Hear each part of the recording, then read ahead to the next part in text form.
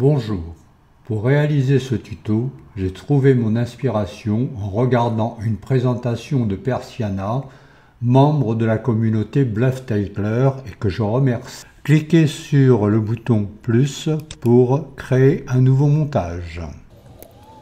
Supprimez le texte en cliquant sur le bouton supprimer le calque actif. Cliquez sur l'horloge pour définir la durée du montage.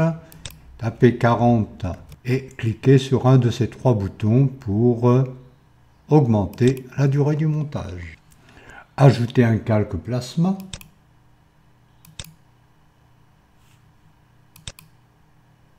Cliquez sur le bouton ajouter un calque conteneur. Calque numéro 4, C4. Cliquez sur le bouton ajouter un calque image, puis sur Brush Metal PNG. Voulez-vous joindre le nouveau calque au conteneur actif? Cliquez sur oui. Sélectionnez cette image, puis dans les styles 1, choisissez Cube. Activez à nouveau le calque conteneur 4. Cliquez sur le bouton ajouter un calque conteneur, puis sur oui. Sélectionnez le calque conteneur numéro 6. Cliquez sur le bouton ajouter un calque image et choisissez l'image cloud02.jpg. Voulez-vous joindre le nouveau calque au conteneur actif? Cliquez sur oui. La photo est en partie masquée par le cube, mais pour l'instant ce n'est pas très grave. Par contre, cette photo n'a pas la taille normale à cause de l'introduction dans le conteneur. Il faut modifier la position du conteneur. Pour cela, choisissez le conteneur numéro 6. Dans la propriété position, tapez les valeurs 0, 0, 0. L'image retrouve sa taille normale. Pour placer avec précision la photo sur la face supérieure du cube, cliquez sur le bouton Ajouter un calque caméra. Dans la boîte de dialogue qui s'ouvre, cliquez sur Front View, puis sur Ouvrir.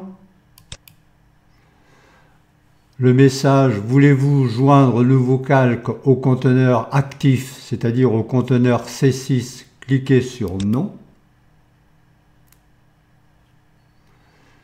Vérifiez que le curseur de la timeline se situe au début du montage. Sélectionnez le calque image cloud02.jpg, calque 8, puis la propriété position, et réglez le deuxième curseur à 198.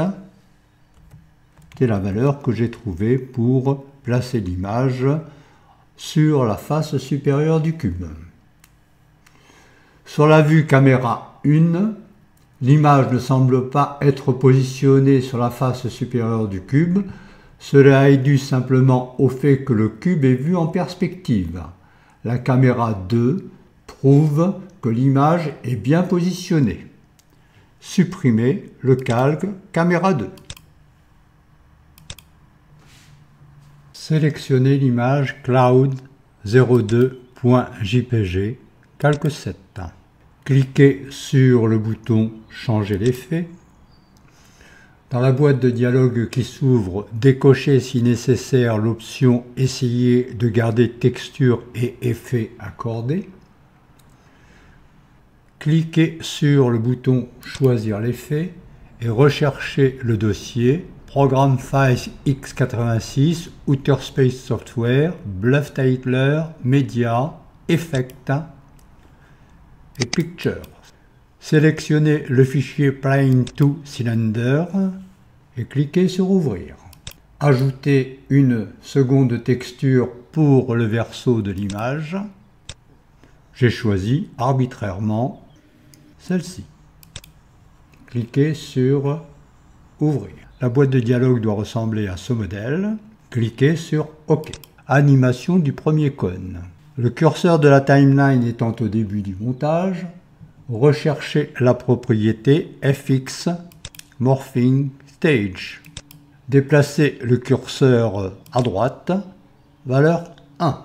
L'image se transforme en cylindre. Activez la propriété FX Coin Factor et déplacez le curseur sur la droite pour obtenir un cône pointant haut. Si vous souhaitez obtenir un cône pointant bas, il suffit de déplacer le curseur vers la gauche. Activez la propriété rotation. Déplacez le curseur de la timeline à la position 1 seconde et déplacez le premier curseur à droite, valeur 360. Déplacez le curseur de la timeline à 2 secondes. Activez la propriété FX Morphing Stage et déplacez le curseur vers la gauche afin de déployer l'image. Placez le curseur de la timeline à 4 secondes et cliquez sur le bouton « Créer une clé ». Déplacez le curseur de la timeline à 5 secondes et déplacez le curseur FX Morphing Stage à 1 afin de retrouver le cône. Revenir au début du montage et lancer la lecture pour vérifier le fonctionnement. Tout semble correct.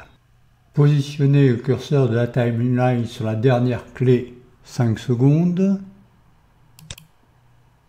Activez le calque conteneur principal C4. Sélectionnez la propriété rotation et cliquez sur le bouton « Créer une clé ». Déplacez le curseur de la timeline en position 6 secondes et tapez la valeur 90 en face du troisième curseur. L'ensemble du montage effectue une rotation vers la gauche.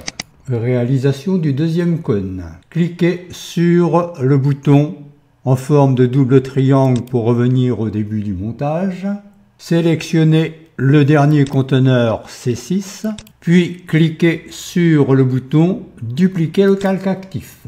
Le nouveau calque actif est le conteneur C8. Sélectionnez la propriété rotation et appliquez la valeur -90 au troisième curseur. Activez le calque image C9 et décalez toutes les clés de 6 secondes.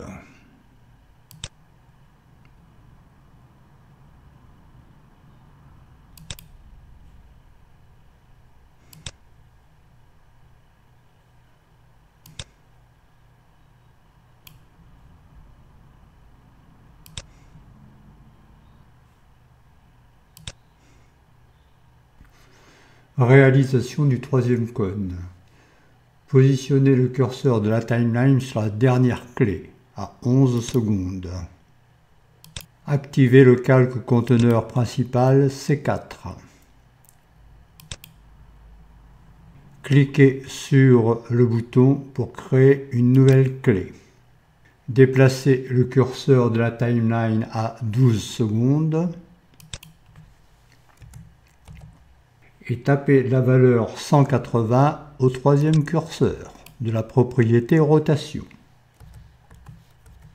Placez le curseur de la timeline au début du montage. Sélectionnez le conteneur C8. Cliquez sur le bouton pour dupliquer le calque actif, le nouveau calque actif et le dernier conteneur C10. Sélectionnez la propriété rotation et appliquez la valeur -180 au troisième curseur. Activez le calque C11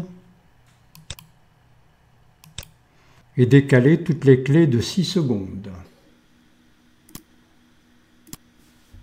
11 et 6, 17.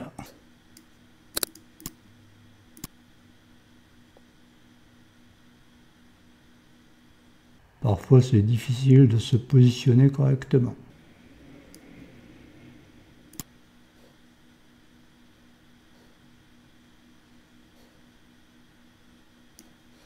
On utilise le bouton déplacer à gauche ou déplacer à droite pour obtenir une valeur exacte.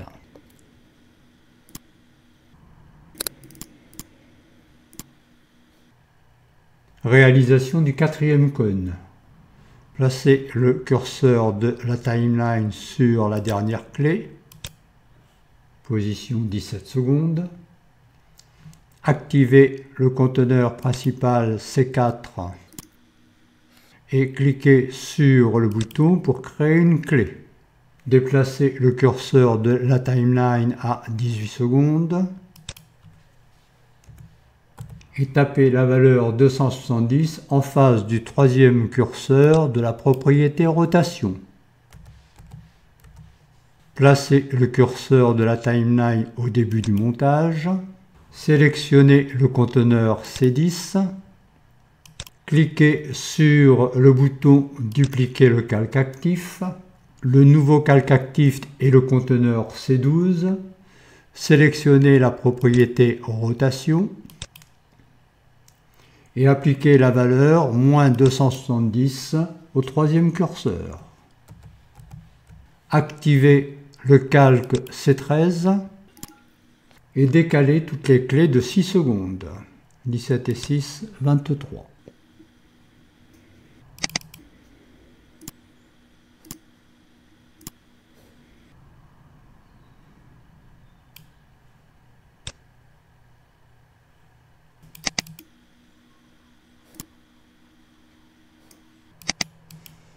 Réalisation du cinquième cône. Placez le curseur de la timeline sur la dernière clé à 23 secondes. Activez le calque conteneur principal C4. Cliquez sur le bouton Créer une clé.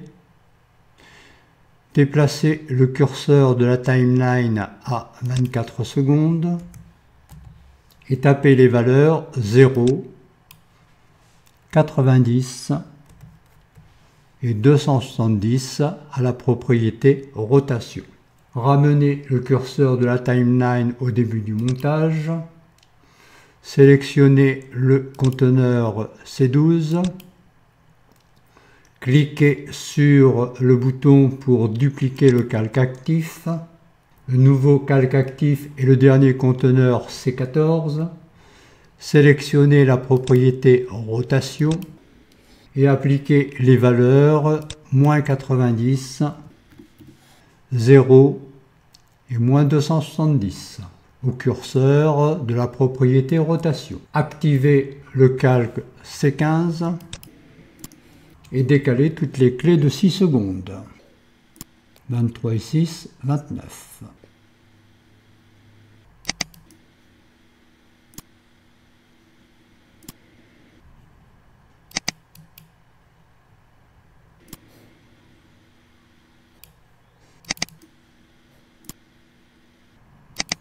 Réalisation du sixième cône.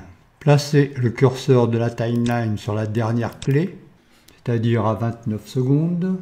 Activez le calque conteneur principal C4. Cliquez sur le bouton pour créer une clé.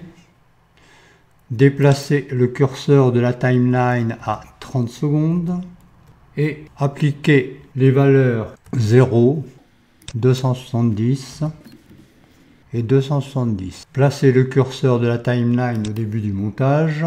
Sélectionnez le conteneur C14. Cliquez sur le bouton pour dupliquer le calque actif. Le nouveau calque actif est le conteneur 16. Sélectionnez la propriété rotation et appliquez les valeurs 90, 0, moins 270. Activez le calque C17 et décalez toutes les clés de 6 secondes, de 29 à 35.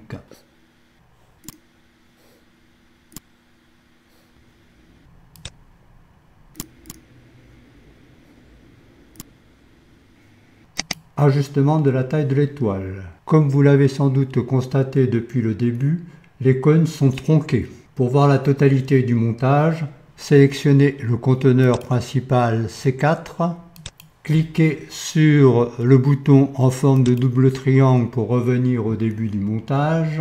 Activez la propriété taille. Cochez l'option toutes les clés.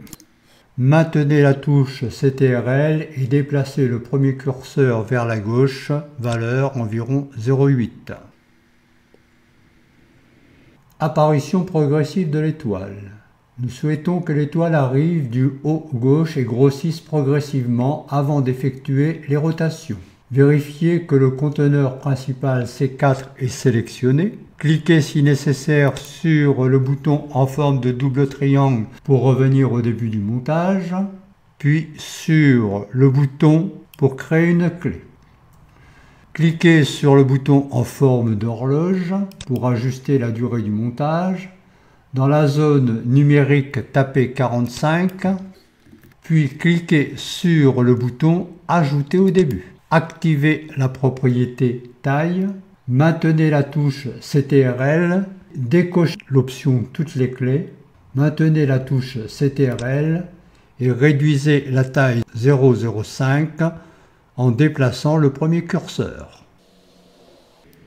Choisissez la propriété position et déplacez l'étoile en haut et à gauche pour la faire disparaître. Choisissez la propriété rotation et déplacez les trois curseurs, c'est la position extrême, 360 ou moins 360, à votre convenance. Vérifiez le fonctionnement. L'étoile grossit peu à peu. Tout a l'air de fonctionner correctement. Disparition progressive de l'image. Sélectionnez le calque image C17 et placez le curseur de la timeline sur la dernière clé. Sélectionnez le conteneur principal C4 et cliquez sur le bouton pour créer une clé. Déplacez le curseur de la timeline à la fin du montage. Activez la propriété taille. Maintenez la touche CTRL et réduisez cette taille de 0,05 environ. Choisissez la propriété position et faites sortir l'étoile en haut et à droite de l'écran. Sélectionnez la propriété rotation et déplacez les curseurs, les trois curseurs à 360 ou moins 360 selon votre idée. Lancez la lecture pour vérifier le fonctionnement complet.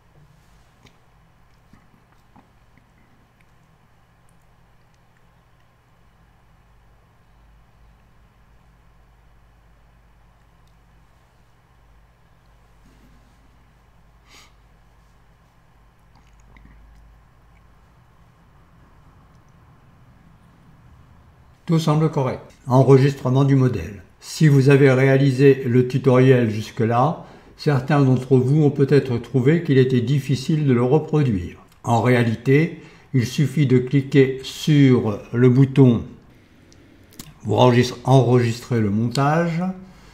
Vous pouvez ensuite le modifier à votre guise. Il suffit de choisir le dossier de destination, d'appliquer un nom et de sauvegarder. Modification du modèle. Changement des textures. Sélectionnez l'image conique que vous souhaitez modifier. Par exemple, la première. Cliquez sur le bouton Changer la texture. Dans la boîte de dialogue qui s'ouvre, vous pouvez choisir une autre structure parmi vos images, si vous le souhaitez. Vous pouvez changer le verso de l'image en changeant la texture numéro 2. Cliquez sur OK. Et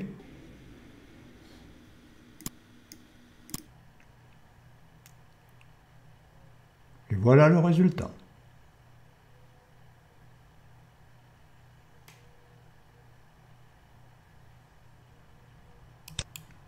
Vous pouvez le faire pour toutes les images. Inversion des cônes.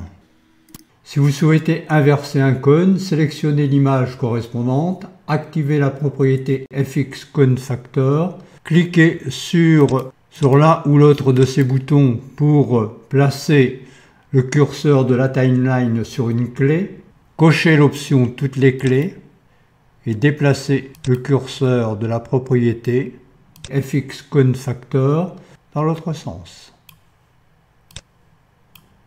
Lancez la lecture et vérifiez, le cône a changé de direction. Ce tutoriel est terminé. Merci de l'avoir suivi. À bientôt.